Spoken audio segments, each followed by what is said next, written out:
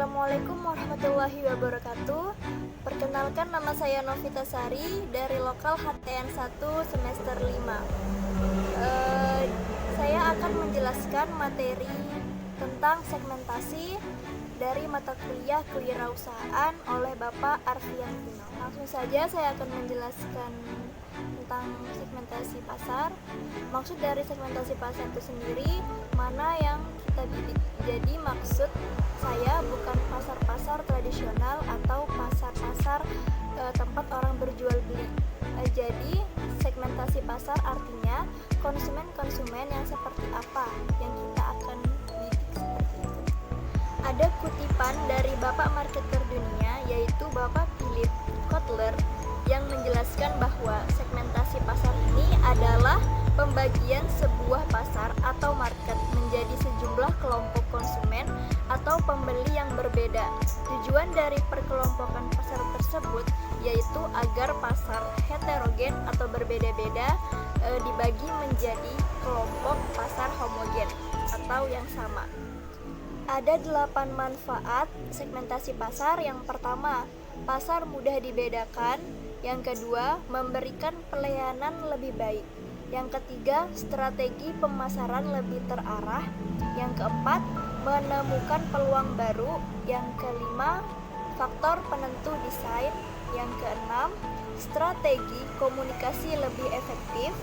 Yang ketujuh, analisa kompetitor mudah. Yang kedelapan, evaluasi target dan rencana bisnis. Ada 5 syarat segmentasi pasar yang harus dimiliki pembisnis pemula. Nah, apa saja sih 5 syarat segmentasi tersebut? Oke, yang pertama, dapat diukur. Menjadi segmentasi kita atau pasar kita dapat diukur dengan baik.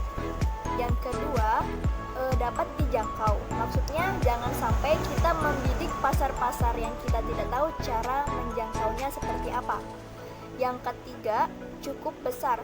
Artinya pasar yang kita bidik cukup besar jumlahnya. Yang keempat, dapat dibedakan. Maksudnya pasar-pasar tersebut dapat kita bedakan baik secara geografiknya, secara demografiknya, terus secara psikografik atau secara behavior. Yang terakhir, dapat dilaksanakan. Ada 4 kategori segmentasi pasar.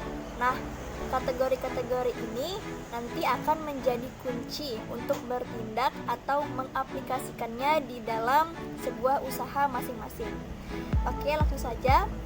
Yang pertama, geografi.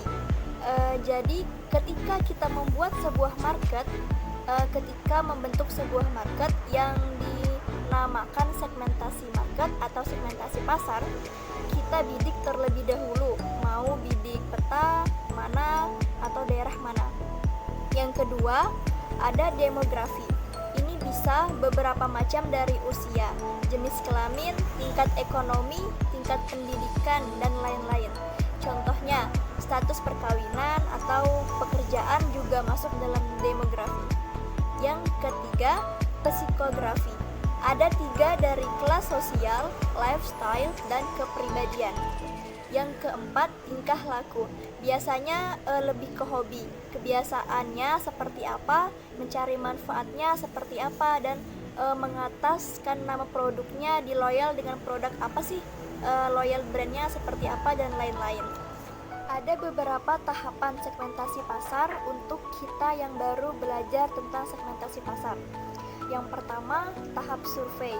Kita survei dulu kira-kira mau bidik di mana setelah survei. Yang kedua, kita ke tahap analisa. Berapa jumlahnya dapat diukur secara pertama. Ketiga, tahap pembentukan termasuk teknik marketing yang edukasi dan pasar. Misalnya promo-promo dan lain-lain.